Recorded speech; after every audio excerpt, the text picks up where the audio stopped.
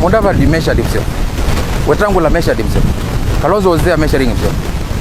Gideon Moi was there measuring themselves. And they knew they can't match William Ruto and Raila Odinga.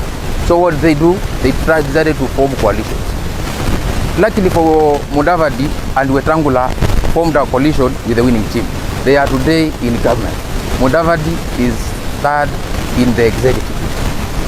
Wetangula is the leader of the legislature. Look at how much is going to their region. That's what we are asking Kalonzo, our brother, our father. Just weigh yourself, measure yourself. You can't compete Raila, you can't compete Ruto. You have to join one of the teams. You've been on Raila's team, you've lost now for 4 times. Stop it at that. Let's join Ruto, or you go it alone, where you lose. But our people, I'm urging the Kamba community, if Kalonzo decides to go it alone, let him perish alone and the community continue. Because Kalonzo has no kid going to standard 1, Kalonzo has no kid in the secondary school, Kalonzo has no kid in the university. All his kids are grown-ups, are members of parliament.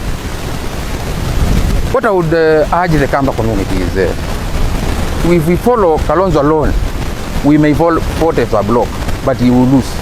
So we will end up in the position where we have been for the last 20 years.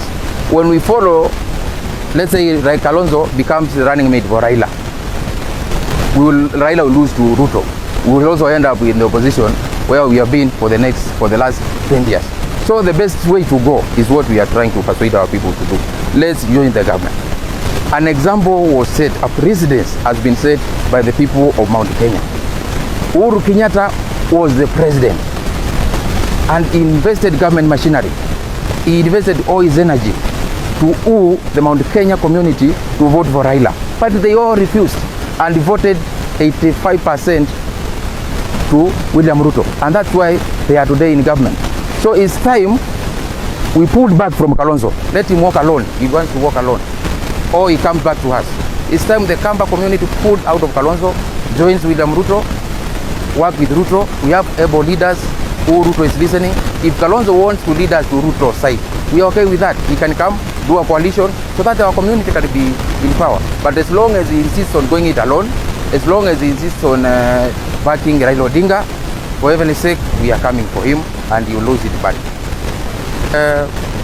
Kalonzo candidature is not viable because if Kalonzo goes alone, he can't campaign in the whole country for more than a week. The guy will run broke in a week's time, and that's factual. Number 2, Raila has invested all his life, all his wealth in politics. For him to hand over that to another person, it is not possible, it is not practical. You can't tell me I build my businesses and hand over my businesses when I am retiring. I do a will to my neighbor's kids. No, I will do the will to my kids.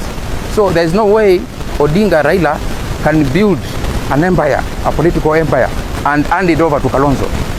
Nobody should wait for that. Kalonzo has to go it alone, which he can't. Raila will not back him up because Raila has invested so heavily. He still believes he has the energy, which he does. So Raila will be a presidential candidate come 2027. Let's Kalonzo not be fooled by this.